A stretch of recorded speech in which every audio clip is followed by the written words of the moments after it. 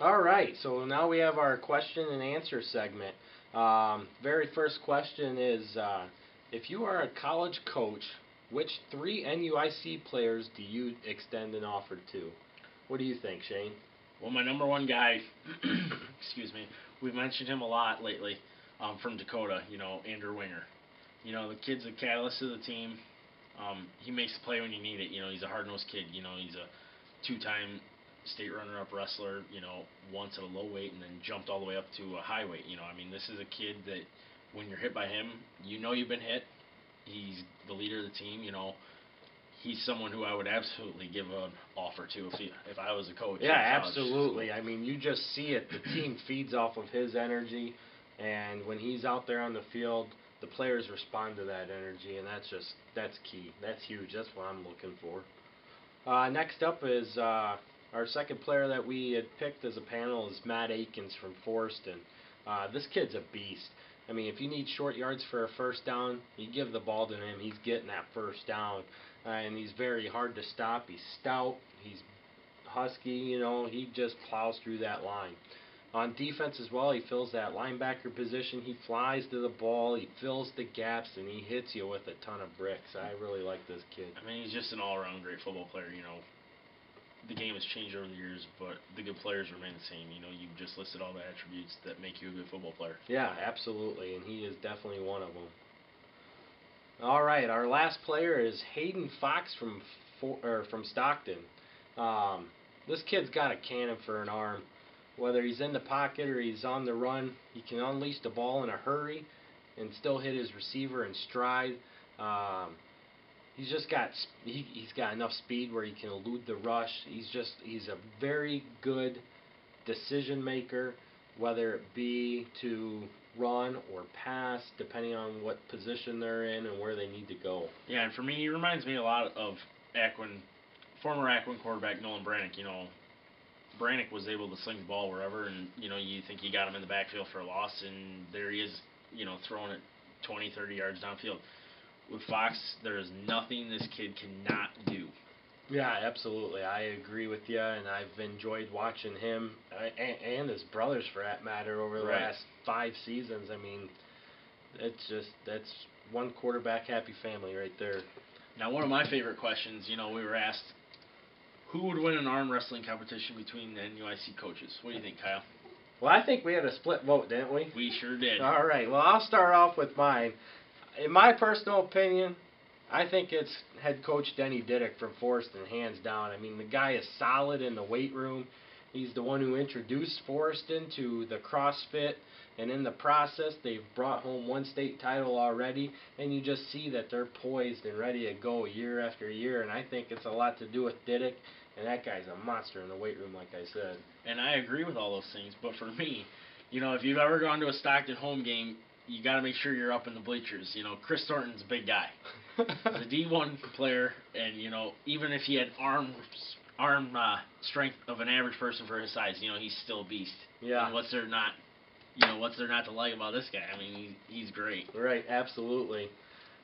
All right, next question was, what field is the best field to watch the game at as a home team?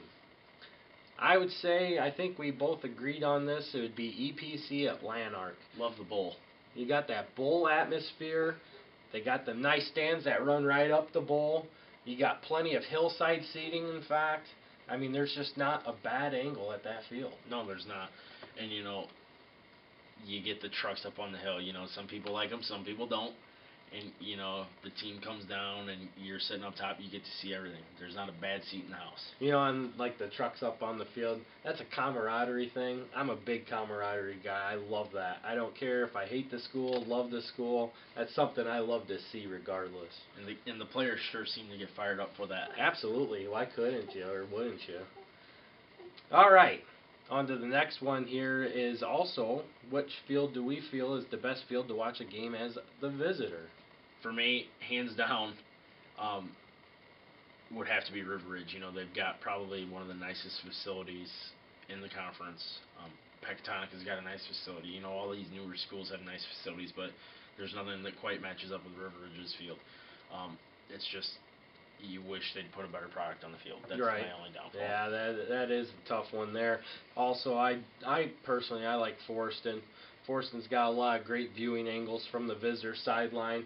They got them nice concrete bleachers over there, which bring you up above field level so you can actually see what's going on. That's also a nice place to watch a game too.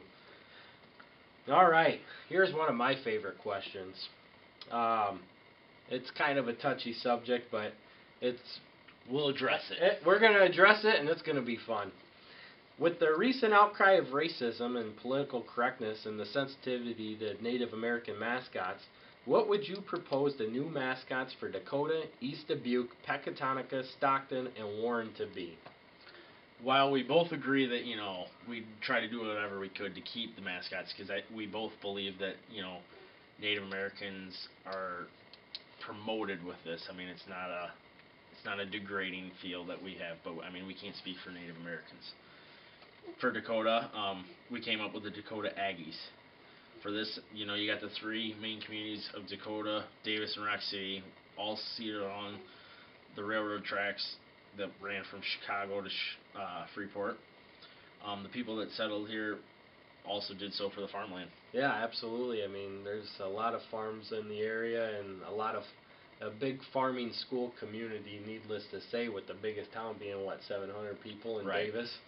So, next one is East Dubuque. We feel that they would be called the East Dubuque Miners. The Dubuque area was originally settled in the late 1700s due to river travel on the Mississippi River, but the town really boomed in the mid-1800s due to the lead mines. So really, there's no better fitting name than the Miners for East Dubuque on For that sure. one. Couldn't agree more. Next up is Pecatonica. The name Pecatonica means slow water in two Algonquin words. Being the town was named after the river, we're going to go with Riverman for Pecatonica. And that one pretty much speaks for itself. You're on the Peck River. Why not call yourselves Rivermen? Yep, absolutely. All right, here's one that I really found interesting. Stockton. We would go with the Flames. The reason being is the town was founded in 1887, but back in 1896 they had a fire in the middle of downtown that destroyed it all, from which Stockton had to rise up again, which Flames do the same thing. They rise up. So just like the town had to rise, Flames rise, the Stockton Flames. And that brings us to Warren. We felt that the coachman would suit Warren best. Warren was settled along two stagecoach trails, one from Chicago to Galena for the mines, of course, and one from St. Louis to Wyoto, Wisconsin for lead smelting operations. Do you have anything you'd like to add as to why we picked this, Kyle? No, I mean, we did a rundown. We took a look at some historical data on all the areas as far as why they were named after Indians or Indian teams. As you can see, a lot of them were based off of Indian grounds here in the early days. But looking at the history of how the towns were settled and everything is where we really came up with these different names for mascots for these guys. And that was a great question, too. Yeah, that was a lot of fun, actually. I enjoyed that a lot. Okay. Next. That brings us to our next question. Will the high school football season be postponed if the Cubs make it to the World Series? Kyle and I kind of came together on this answer, but, I think we also come from separate sections. I said, well, the whole world will burn. It's been forever, right? Although most of us have never seen the Cubs in a World Series, the football season will still carry on. Now, of course, the season's going to keep carrying on. Most of our scheduling is done on non-game days when the Cubs would be in the playoffs anyhow. But by golly, I'd be at that parade. Yeah, absolutely. We may have to postpone one day for a parade, but we got to wait till October for that to happen anyhow. All right, next question comes with, do you offer any paid internships for fans to cover certain games during the year? Well, to answer that question, it's really simple. We're bringing you all this production based off of our own financial resources. So right now we're a non-profit organization. Therefore, We would not be able to offer any paid internships, but we would definitely take any kind of footage or information that you have on games. That way we can post it to our sites, or you can post it to our sites as well. Exactly. The more information, the better. Yep. And our next question comes from a guy, my guess is he might be from Forreston. You never know. He says, why haven't you just come out and said that Forreston will win it all this year? Well, there's a reason for that. One, Forreston did lose to Stark County in the second round. Pretty bad. By a big margin. And Stark County has everybody coming back this year outside of the 4 players that we mentioned earlier. Also, we both feel that the Northwest is really up for grabs from anybody. So any one of them top 4 teams can really make some noise come playoff time. And the thing we touched on the other night is, we see that this is great that we have all this competition. But if you have 4 teams that are kind of sitting right there, and you have a team in Stark County, that tells me as someone that, hey, we might not have any state representative this year out of the NUIC. Oh, and it's very possible. It's very possible. All right, here's another good one. Is there life after football in Dakota? Of course there's life after football. There's always in life Dakota. after football in Dakota. It's called wrestling season. They're going for 5 straight state championships. Come on, man. All right, next question. Are you sure inviting me to this page was a good idea? And this comes from a Facebook follower. Yes, we do. If you're breathing, we want you to be a part of what we're doing here. We're trying to reach out to, spread the word. Our local papers don't cover it like they used to. Right. We're trying to revitalize the coverage of the area that was lost once the Freeport Journal-Standard basically sold out and all that coverage of local games went away. We want to be able to broaden that, give you up-to-date information. Shane and I both follow around the state very closely as well, so we can keep you up to date with what's going on down south and those teams as well. And that's why we wanted to do this for you guys. And our last question for the night, what is the Three Amigos schedule for game coverage this season? Well, our game schedule is going to depend on what we feel are the game of the weeks. There's maybe 2 or 3 games that all 3 of us will actually be at together during the regular season.